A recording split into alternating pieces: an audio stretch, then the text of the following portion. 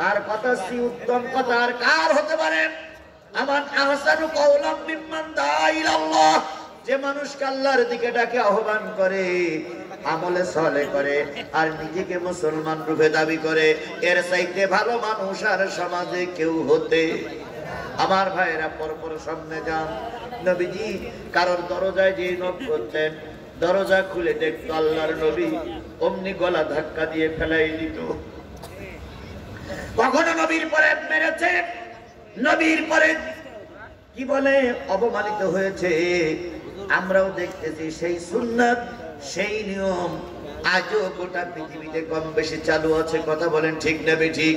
আজকে 30শে অক্টোবর, গতকালকে গেছে 29শে অক্টোবর, তার আগের দিন গেছে কতই অক্টোবর, 28শে অক্টোবর 2006 সালে আমরা দেখেছি হাফেজ জসিমকে রাজপথে পিটাইয়ে পিটাইয়ে মেরেছে।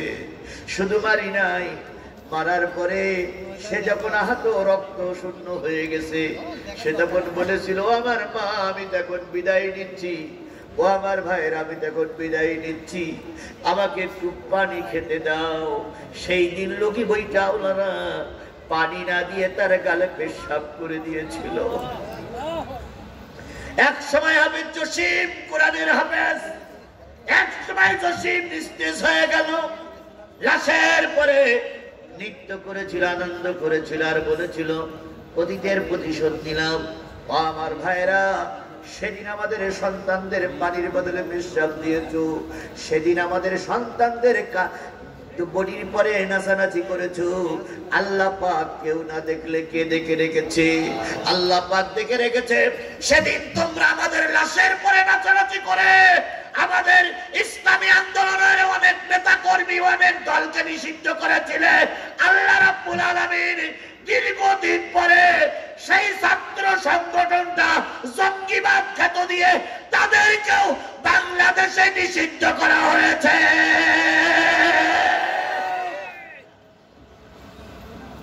আল্লাহর বিচার আছে না নাই? আরো জোরে বলেন, আল্লাহর বিচার আছে না নাই? কি কায়দায় বলতেন?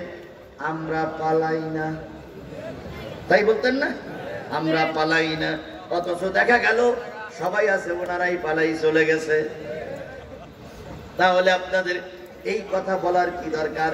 এখন গোটা বাংলাদেশে একটাই আওয়াজ উঠতেছে, কোথায় আওয়ামী লীগ, কোথায় কাদের কাকা, কোথায় গেল ওই জালিমের গরম গরম কথা। কোথায় আওয়ামী লীগ, কোথায় কাদের কাকা, কোথায় গেল ওই জালিমের গরম গরম কথা। খেলা হবে, খেলা হবে, খেলা হবে বলে কাকা গেল পালাইয়া, শেখ হাসিনা পালাইছে দেশটা ছাড়িয়া। সুতরাং অহংকার করো না। সেদিন অহংকার করে আমাদের সন্তানদের মেরেছিলে, আজকে আল্লাহ পাক তোমাদের গোটা বাংলাদেশে নিষিদ্ধ করে দিয়েছে। সংগঠনকে নিষিদ্ধ করা হয়েছে। এখন গোটা বাংলাদেশের 18 কোটি মানুষের দাবি, বুড়ো সংগঠনকেও নিষিদ্ধ করতে হবে। এ বুড়ো সংগঠনকে রাজনীতি করতে দেওয়া যাবে না।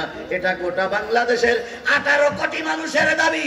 এবার আমি এই ঘাটিনা উল্লাপাড়ার এই হাজারো মুসলমানদের কাছে দাবি করি, আপনারা কি চান যে যুব সংগঠন ছাত্রলীগ যেমন নিষিদ্ধ হয়েছে, বুড়ো সংগঠন আওয়ামী লীগ নিষিদ্ধ হোক? কারা কারা রাজি আছেন হাত উঁচু করে দেখান। সাংবাদিক ভাইরা দেখে রাখো, বাংলাদেশের ছাত্রলীগ, যুবলীগ, আওয়ামী লীগ, পুলিশ লীগ, ন্যাংটা লীগ দেখে রাখো, তোমাদের এই বাংলাদেশে আর কেউ রাজনীতি করতে দিতে চায় না।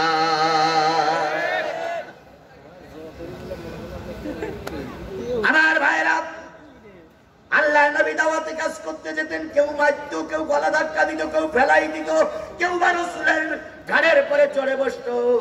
রসুল দিনের কাজ করে ফিরে আসতেন। কখনো 12টা বেজে গেছে, কখনো মাঝরাত্রি, কখনো শেষ রাত্রি, কখনো একেবারে ফজর উঠত। এবার এসে খাদিজার দরজায় নক করতেন, খাদিজা দরজা খুলে দাও, তোমার জাতি আমাকে আহত করে দিয়েছে। এক বাক্যে খাদিজা দরজা খুলে দিতেন, নবী রক্তাক্ত জায়গাগুলো মুছে দিতেন, নবীকে আশ্বাস সুস্থতা করতেন। একদিন নবী জিজ্ঞেস করলেন, খাদিজা, দীর্ঘদিন আমি রাতের বেলায় তোমার ঘরে আসি, কখনো মাঝরাত্রি, কখনো সন্ধ্যা রাত্রি, কখনো শেষ রাত্রি, কখনো অনেক রাত্রি আসি। যখনই তোমাকে ডাকলেই খাদিজা, তখনই তুমি দরজা খুলে দাও, তোমার চোখে কি ঘুম আসে না? খাদিজা বললেন, ইয়া রাসূলুল্লাহ, আপনি ধর্মের দাওয়াত দিতে যান, দ্বীনের কাজ করতে যান, কোরআনের পক্ষে কথা বলতে যান, কত মানুষ আপনাকে পিটায়, কত মানুষ আপনাকে গালিগালাজ তিরস্কার করে, কত মানুষ আপনাকে আহত করে। আর আমি খাদিজা যদি বিছানায় পিঠ লাগে আরামে ঘুমাই, আর আপনি আহত নবী যদি দরজায় এসে খাদিজা খাদিজা করে চিল্লান, কিয়ামতের দিন আমি আল্লাহর কাছে কৈফিয়ত দিতে পারবো না গো নবী। তাই যতক্ষণ আপনি ঘরে ফিরে না আসেন, ততক্ষণ দরজার গায়ে পিঠটা লাগাই ঘুমাই। কখন আমার প্রিয় নবী ডাকবে, খাদিজা দরজা খুলে দাও, তোমার নবী আহত হয়ে ঘরে ফিরেছে। ও আমার জাতি, ও আমার মা বোনেরা যারা আজকে আলোচনা শুনতেছেন, আপনার ছেলে, আপনার স্বামী যখন দ্বীনের কাজ করতে যাবে, আপনি যদি তাদের রাহবার হয়ে কাজ করেন, আমি আজিজুল সাদা কাগজে লিখে দিতে পারি, আপনি খাদিজার সঙ্গে জান্নাতের মেহমান হয়ে যাবে। দিন গেল, বছর গেল, মাস গেল, নবীজির দলে এখন বিরাট লোক হয়েছে, নবীজির দলে এখন অনেক লোক হয়ে গেছে। এখন নবীজির বিরুদ্ধে কেউ কিছু বললে, দ্বীনের দাওয়াত কাজ করে নবীজির বিরুদ্ধে কিছু বললে, পাশে কথা বলার লোক হয়ে গেছে। এবার আবু জেহেল চিন্তা করলো, এই মুহূর্তে নবীরে মেরে দিতেই হবে। তাই তিনি একটা বিচারালয় তৈরি করেছিলেন। সেই বিচারালয়টারে আমরা ধরে নেই ট্রাইব্যুনাল। আজকে শেখ হাসিনা অতীতের সরকারও আলেমদের মারার জন্য একটা আন্তর্জাতিক ট্রাইব্যুনালের নামে কলঙ্কিত ট্রাইব্যুনাল তৈরি করেছিলেন। কথা বলেন ঠিক না বেশি? এই ট্রাইব্যুনালটাই আমেরিকা বৈধ বলেনি, জাতিসংঘ বৈধ বলেনি, বিশ্বের কোন দেশ বৈধ বলেনি, একমাত্র একটা দেশ বৈধ বলেছিল, সেটা হলো আমাদের দুলাভাই ভারত। এই ভারত ছাড়া আর এই ট্রাইব্যুনালকে কেউ বৈধতা দেয়নি। কথা বলেন ঠিক না বেঠিক? সেই বুবু এখন, যেই না তারা দিয়েছি, বুবু এখন দুলাভাই কোলে চলে গেছে।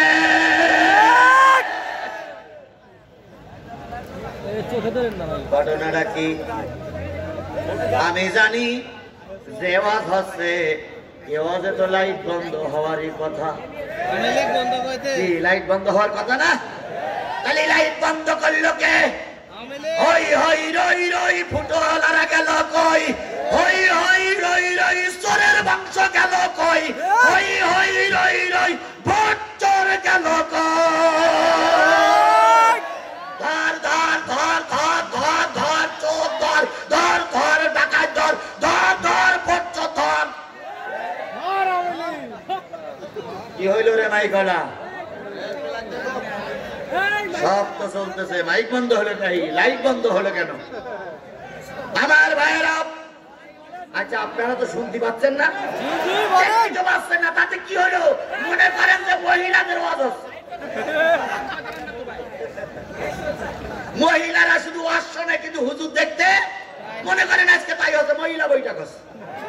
আপনারা শোনেন, আমি বলি, আর লাইট আর মাইক আলাদের বলি, লাইটটা যোগ করার জন্য চেষ্টা করো বাবা, অনেকে হইস দেখো। আমার ভাইয়েরা, আল্লাহ নবী সাল্লাল্লাহু আলাইহি সাল্লাম যখন একটু পরিবেশ তৈরি হয়ে গেল, আবু জেহেল বাহিনী চিন্তা করলো, নবীরে যদি এখনই মারা না যায়, তাহলে নবীরে তো নবী এক সময় আমাদের ঘাড়ের পরে বোঝা হয়ে দাঁড়াবে। তাই আবু জেহেল একটা ট্রাইব্যুনাল তৈরি করলো, একটা আন্তর্জাতিক ট্রাইব্যুনাল সর্বপ্রথম তৈরি করেছে আবু জেহেল। কথা বলেন ঠিক না বেঠিক? ট্রাইব্যুনালটা ছিল এরকম, জাতীয় সংসদ ডাকা হলো, জাতীয় সংসদে 40 জন সদস্য ছিল আবু জেহেলের।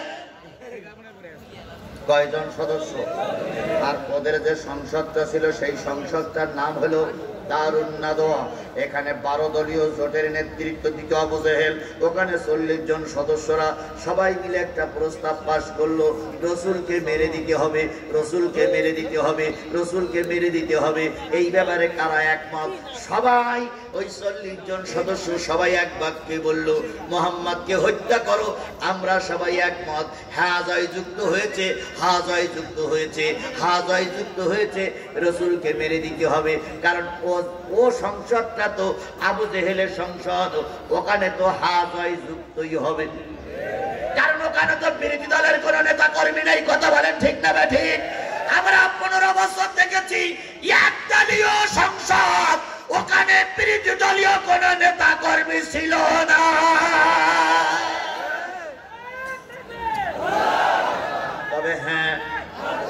তবে হ্যাঁ ওইখানে কিছু ক্ষমতা লোভী জাতীয় পার্টি নামক মুনাফিকেরা ছিল। এই আওয়ামী লীগ দেশটারে যত ক্ষতি করেছে তার চাইতে বেশি ক্ষতি করেছে বাংলাদেশ জাতীয় পার্টি। কথা বলে ঠিক না ঠিক? এই এরশাদ হলো জাতীয় মুনাফিক, এ মীর জাফর, এ গাদ্দার, এর বাংলাদেশে ক্ষমা করা যাবে না। বিশ্বাস করে উল্লাহ পাড়ার মুসলমানেরা, শেখ হাসিনা একটা পিরিয়ড ক্ষমতায় থাকতে পারত না যদি জাতীয় পার্টি সাপোর্ট না করত।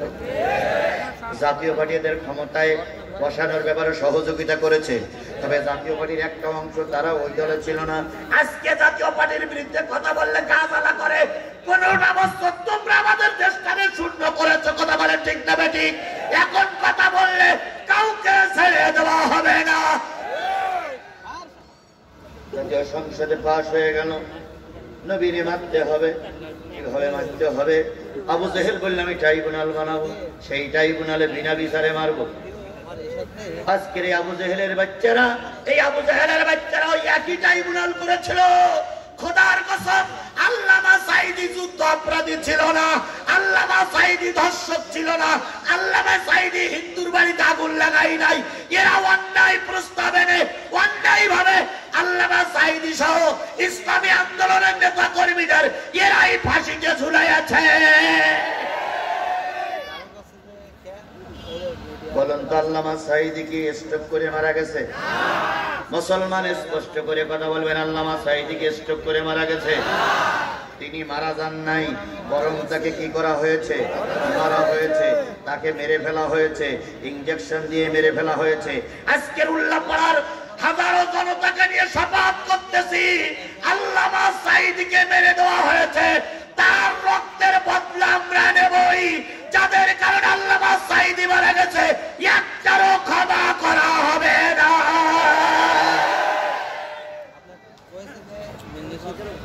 ইসলামী আন্দোলনের বীর সেনানী বড় বড় আলেমগুলো কেউ এমনি মারা যায়নি, তাদেরকে মেরে দেওয়া হলো। কথা বলেন ঠিক নেবে ঠিক? আবু জেহেল ট্রাইব্যুনাল বানালো। ট্রাইব্যুনালটা হলো কয় দলীয় জোট? 12 দলীয় জোটের থেকে 11 জন লোক নিল। আর আবু জেহেল নিজেই এক অংশগ্রহণ করে বিশ্ব রোডের ভিতরে বিরাট একটা গর্ত খুললো। সেই গর্তটা হলো ওনার নেতৃত্ব হলো। গর্তের পরে হালকা কিছু সামিয়ানা দিল, সামিয়ানা দিয়ে নবীজির বাড়ি চলে গেল। হালকা কিছু ছাদ দিল, হালকা কিছু পর্দা দিল, যাতে করে বোঝা না যায়। নবীর কাছে যেয়ে বলতেছে, ও আব্দুল্লাহর বেটা মোহাম্মদ, আমরা কালেমা গ্রহণ করব। কালেমা গ্রহণ করবে তা করো, আমার আবার ডাকতে চাও কেন? আবু জেহেল বলতেছে, আমি একা না, 12 দলের থেকে 12 জন আছে। সুতরাং রাত্রি আমার বাড়ি দাওয়াত খেয়ে আসবা, তোমার হাতে কালেমা করে মুসলমান হব। নবীজি চিন্তা করলেন, আল্লাহ কি সুবর্ণ সুযোগ যে ওরা কালেমা করে মুসলমান হবে। নবীজি যেটা বোঝেন নাই, আল্লাহ সেটা বুঝেছে। কথা বলেন ঠিক না ঠিক? আল্লাহ রাব্বুল আলামিন নবীর দাওয়াত কবুল করতে বললেন, নবী দাওয়াত কবুল করলো। এবার আল্লাহ পাক বলে দিলেন, দোস্ত দাওয়াত কবুল করেছো, কথা 2 নম্বরই করা যাবে না, তবে বিশ্ব রোড দিয়ে যাওয়া যাবে না, বাইপাস দিয়ে যাবেন। কারণ বিশ্ব রোড ওরা শয়তানি করে বসে আছে। কথা বলেন ঠিক না ঠিক? আজও আমাদের দেখা যায় আজ আমাদের দেখা যায় অনেকেই অনেক ষড়যন্ত্র করেছ, বাস্তবায়ন করতে পারোনি। তোমাদের সঙ্গে আছে ইবলিস, আর আমাদের সঙ্গে আছে আমার আল্লাহ। বলুন তো, এই দেশ দ্বিতীয়বার স্বাধীন হলো, নেতৃত্ব দিল কয়জন ছাত্র? 148 জন ছাত্র ছাত্রীর নেতৃত্বে কে দেশ স্বাধীন হলো? কতজন? 148 জন ছেলে এবং মেয়ের সমন্বয়ক, তাদের নেতৃত্বে দেশ স্বাধীন হলো। 148 জন ছাত্র ছাত্রীদের ভিতর থেকে 108 জন বাংলাদেশ ইসলামী ছাত্র শিবিরের নেতা কর্মী। তাহলে 148 জনের ভিতরে 108 জন কোন দলের? ছাত্র শিবিরের, আর বাকি 40 জন অন্যান্য দলের। তাহলে বোঝা গেল 108 জন সমন্বয়ক ছিল ইসলামী দলের যুবক। গর্ত ঘোড়া হলো, আল্লাহ রাসূল দাওয়াত কবুল করলেন। নির্ধারিত সময় যখন আসলো, জিবরিল বলল অন্য পথ দিয়ে যান। ভালো করে বোঝেন, এরপরে আল্লাহর নবী দাওয়াত খেতে আসবা, নাম করে ওরা ট্রাইব্যুনাল করলো, ওখানেই মেরে দেবে। রাসূলের পক্ষে যেন কেউ না থাকে। এবার নবী অন্য পথ দিয়ে আবু জেহেলের বাড়ি চলে গেছে। রাত বেশি হয়ে গেছে, রাত বেশি হয়ে গেছে, নবী আসে না আসে না আসে না। আবু জেহেল পিছনে হাত বেঁধে বেঁধে ঘুরে বেড়ায় আর কয়, হই হই রই রই মোহাম্মদ গেল কই, হই হই রই রই নবীর দলের লোক গেল কই। ওরাও স্লোগান তুলেছিল, হই হই রই রই জামাত শিবির গেল কই। এখন উল্টো স্লোগান চলতে বিশ্ববিদ্যালয়, হই হই রই রই ছাত্রলীগ গেল কই, হই হই রই রই যুবলীগ গেল কই। আল্লাহ কত কিছু পারে রে ভাই, শুধু আমরা দেখতেছি। কথা বলে ঠিক নেবে ঠিক। 3 মাস আগে স্লোগান ছিল উল্টো, 3 মাস পরে স্লোগান হয়েছে সিধা হয়ে গেছে। এখনই মোনাজাত হবে আমার ভাইয়েরা। আল্লাহ নবী সাল্লাল্লাহু আলাইহি ওয়াসাল্লাম উল্টো পথ দিয়ে গেলেন। আবু জেহেল পিছনে হাত পেতে ঘুরে বেড়াচ্ছে আর কয়, কি এই ট্রাইব্যুনালরা আসছে না মোহাম্মদ? কই দেখি না তো। কই এই রাস্তায় কিন্তু মোহাম্মদ ছাড়া আর কেউ আসবে না। তখন যুবকেরা বলতেছে, এই রাস্তা তো হলো বিশ্ব রোড, এখান তো অন্য দলের লোক আসতে পারে। কই না, ব্যারিকেড দেওয়া আছে, অন্য কেউ আসবে না। কই যদি কেউ ভুল করে আসে, কই ভুল করে আসবি ওটারও মারবি। তখন বলছে ভুল করে সেটা মানুষের যদি আমাদের দলের লোক হয়। আবু জেহেল তখন বলতেছে, ওরে দলের লোক টোক না, যদি আমিও পড়ি তাহলে আমারও মারি। আল্লাহ আবু জেহেলের দোয়াটা কবুল করেছিল। কথা বলেন ঠিক না ঠিক? শেখ হাসিনা ট্রাইব্যুনাল করেছিল। আমি অনেকবার উল্লাপাড়ায় বলেছি, নেত্রী চলে যাবার সময় ট্রাইব্যুনালটা যেন বন্ধ করে দেন না। কারণ ওই ট্রাইব্যুনালে আপনাদের ইমাম, আপনাদের মুসল্লি, আপনাদের কাওয়াকাদের আর আপনার মতন দেশদ্রোহীর বিচার করা হবে। খুশি হবেন, সেই ট্রাইব্যুনালে আবার ওনাদের বিচার হচ্ছে। শেখ হাসিনা সহ 45 জনের নামে গ্রেফতারি পরোয়ানা জারি হয়ে গেছে। আল্লাহর কি খেলা রে ভাই! যে ট্রাইব্যুনালে নিজামের বিচার হইলো, যে ট্রাইব্যুনালে কাদের মোল্লার বিচার হইলো, সেই ট্রাইব্যুনালে শেখ হাসিনার বিচার।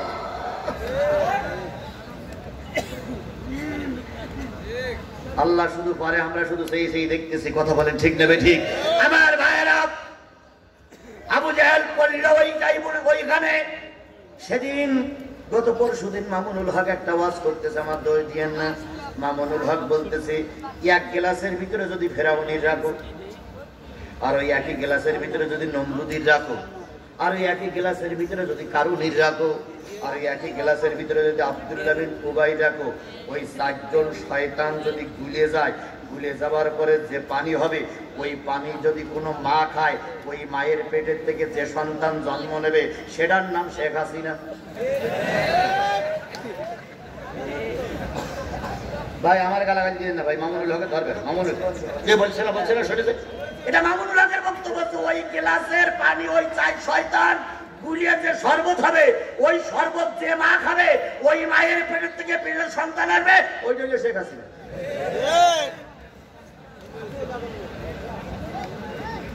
আমারে শুধু নরম পাও, তাই না?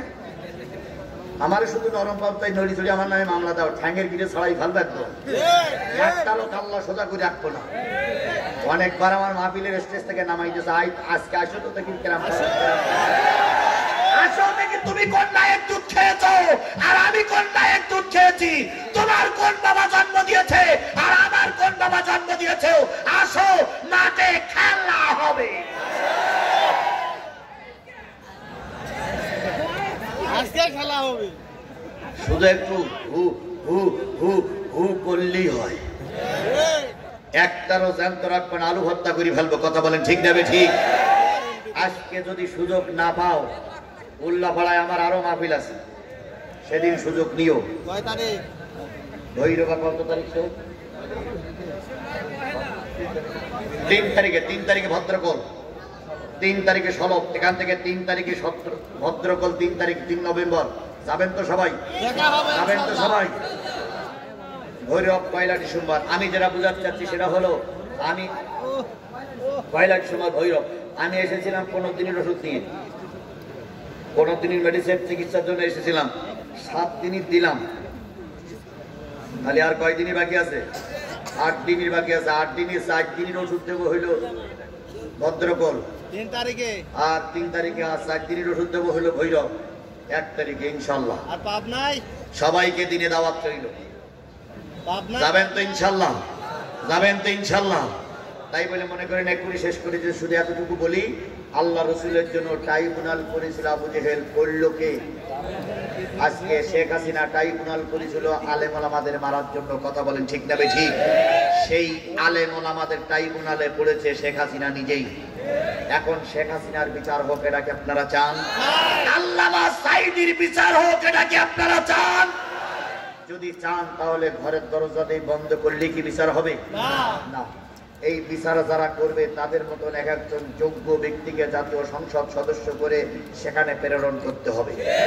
ওরা ওখানে যে আইন তৈরি করে এই দেশের সমস্ত কলুষিত, সমস্ত দোষ মুক্ত করে দেশটারে স্বাধীন করবে। এই জন্য আগামী নির্বাচনে কোরআনপন্থীদের বিজয় আনার জন্য সকলকে মাঠে ময়দানে কাজ করা লাগবে। কারা কারা কোরআনের পক্ষে কাজ করতে রাজি আছেন? 2 হাত উঁচু করে দেখাও। না না না না না না, আমি কিন্তু কোরআনের পক্ষে হাত তুলতে বলেছি, কোন দলের কোন নেতার পক্ষে হাত তুলতে বলিনি। আমি হাত তুলতে বলেছি কিসের পক্ষে? এবার আগামী নির্বাচনে 4 জন লোক যদি ভোটে দাঁড়ায়, 4টে দলের লোক যদি ভোটে দাঁড়ায়, ওই 4 জন লোকের দাওয়াত করবেন। প্রতিদিন বৃহস্পতিবারে একদিনই দাওয়াত করে মাগরিবের নামাজ পড়াই দেবেন। পরের বৃহস্পতিবারে আর একজনের দাওয়াত করে মাগরিবের নামাজ পড়াই দেবেন। পরের বৃহস্পতিবার আর একজনের দাওয়াত করে মাগরিবের নামাজ পড়াই দেবেন। পরের বৃহস্পতিবার আরেকজনের দাওয়াত করে মাগরিবের নামাজ পড়াই দেবেন। যদি 4 জনই মাগরিবের নামাজ সহি করে পড়তে পারে, তাহলে দেখবেন কার মুখে দাঁড়িয়ে আছে ওইটারে বাছাই করে নেবেন। আর যদি মাগরিবের নামাজে সূরা কেরাত পড়তে না পারে, তাহলে বুঝতে হবে কোরআন পড়তে পারে না, মুসলমানদের ইমাম বানানো যাবে না। কোন দলের কথা বললে আবার অন্য দল খেপে যেতে পারে। আমি দলের কথা না বলি, শুধু ইমাম বেছে নেওয়ার পদ্ধতিটা বলি। ইয়া উকুল কওমা আকরাহুম লিকিতাবাল্লাহ ফাইন কানু ফি কিরাতিন ফাআলামুহুম বিসুন্নাহ ফাইন কানু সুন্নতি বিসাওয়াউন ফাকতাবুহুম হিজরা। আল্লাহ নবী বলেন, তোমাদের জাতির ইমাম হবে সেই লোক যেই লোক সহি করে কোরআন পড়তে পারে। যদি সবাই সহি করে পড়তে পারে, যার হাদিসের ইলম আছে, আমল আছে, তারে নেতা বানাও। যদি জেনাও সমান হয়, যেই ব্যক্তি বেশি ক্ষতিগ্রস্ত হয়েছে, মামলা ঘটেছে, তারে নেতা বানাও। যদি সবাই সমান হয়, বয়স্ক লোকদের নেতা বানাও। তাহলে তাই যদি হয়, আগামী নির্বাচনে যতগুলো লোক ভোটে দাঁড়াবে, ওর ভিতর থেকে যে ব্যক্তি সবচেয়ে ইসলাম মেনে চলে, কোরআন সহি করে পড়তে পারে, এশার নামাজ ইমামতি করতে পারে, তাদেরকে আমরা ইমাম বানাবো। কথা বলেন ঠিক না বেঠিক? তবে দয়া করে কোন নেতারে ডেকে নিয়ে জোহরের ইমামতি করতে দেবেন না, কারণ জোহরের কেরাত তো কেউ শুনতে পায় না। ও মনে মনে সূরা ইখলাসের জায়গায় নাচ বলি বসে থাকবে, কেউ বুঝবে না। এই জন্য ইমামতি করতে দেবেন মাগরিব, এশা অথবা ফজরে।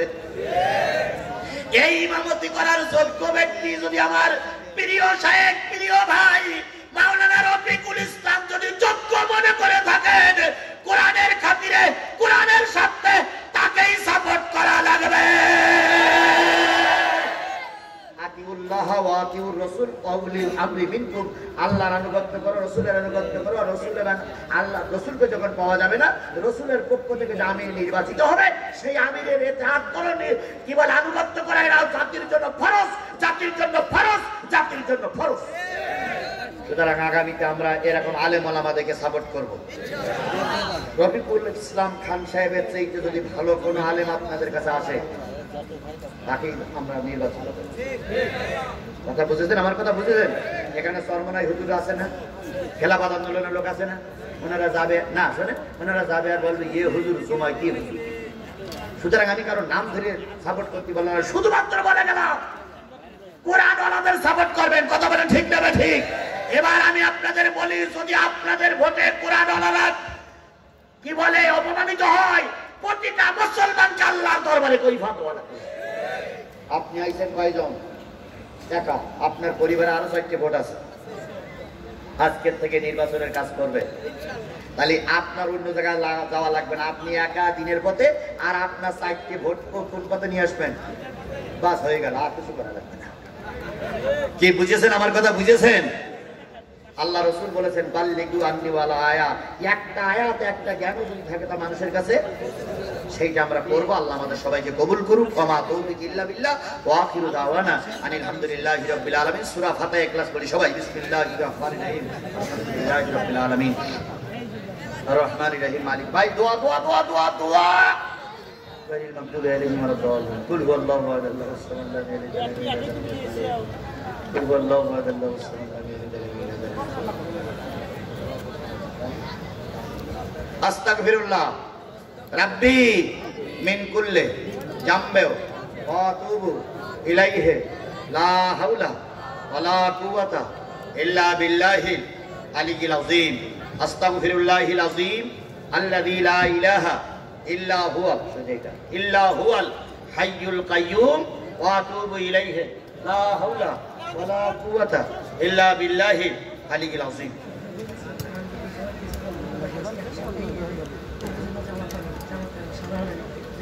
শাহজাহান আলী ভাই 2000, রফিকুল ইসলাম খান 20,000, আর উল্লাপাড়া পৌর আমির 2000, আর শহীদুল ইসলাম চেয়ারম্যান 2000।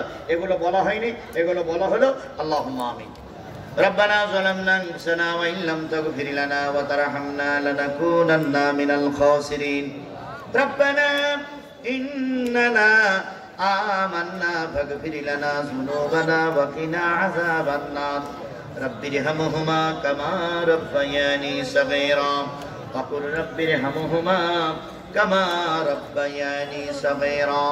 মহিয়ান গরিয়ান সর্বশক্তিমান আল্লাহ, তুমি তোমার কুদরতি নয়নে এই বিশাল কাফেলার দিকে তাকায় দেখো, হাজারো মুসলমানদেরকে সঙ্গে করে নিয়ে, দাড়ি পাকা চুল পাকা আল্লাহওয়ালা মানুষদেরকে সঙ্গে নিয়ে, মঞ্চ ভরা আলেমদের সঙ্গে করে নিয়ে, আল্লাহ তাজ্জুদ গুজারি মানুষদেরকে সঙ্গে করে নিয়ে গভীর রজনীতে আমি গুনাহগার সূরা মাইদার একটা আয়াতের উপরে ভিত্তি করে দীর্ঘক্ষণ কথা বলেছি।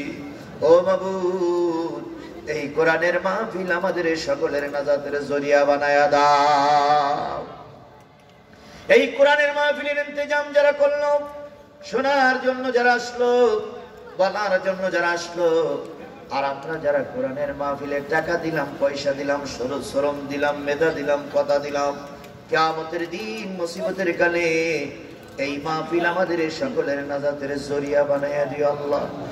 আল্লাহ, গভীর রজনীতে হাত তুলেছি, কত লোকের মা নাই, কত লোকের আব্বা নাই, কত লোকের দাদা নাই, দাদি নাই, কত লোকের আপনজন কবরে শুয়ে শুয়ে কাঁদতেছে। আল্লাহ, তাদের কবরগুলো তুমি জান্নাতের টুকরা বানায়া দাও। যাদের আব্বা মা সহ আপনজন বেঁচে আছে আল্লাহ, তাদের খেদমত করে তাদের সন্তুষ্টি অর্জন করার তৌফিক দিয়ে দাও।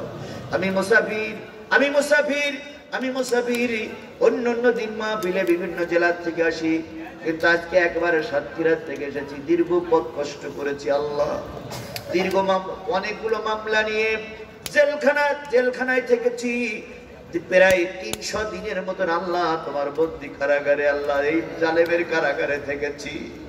দীর্ঘদিন কোঠের বারান্দায় সময় দিতে অনেক কষ্ট পেয়েছি। 5টা দিন ওরা আমাকে চোখ বেঁধে, হাত বেঁধে, পা বেঁধে রেখে দিয়েছিল। এই জালেমের আমার পিঠে গুলি করেছিল, কিন্তু গুলিটা বাহির হয়নি, তাই আল্লাহ তুমি আমাকে এখনো বাঁচিয়ে রেখেছো।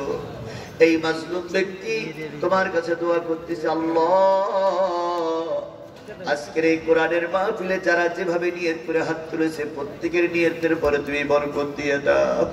আল্লাহ তাআলা যারা যা দান করেছে সকল দানের পরে তোমার রহমত নাজিল করে দাও। আসমানের মালিক আল্লাহ, জমিনের মালিক আল্লাহ, মা বোনেরা হাত তুলেছে তাদের সকলের পরে তোমার কাছে রহমত নাজিল করে দাও। আজকের দ্বিতীয় বক্তা আল্লাহ তাআলা তাকে ইলম দিয়েছো, জ্ঞান দিয়েছো, বচন ভঙ্গি দিয়েছো, কণ্ঠস্বর ভালো করে দিয়েছো, একটু প্রতিবন্ধী আল্লাহ, তুমি ইচ্ছা করলে তোমার গোলামকে কবুল করে নিয়ে অনেক খেদমত করাই নিতে পারো।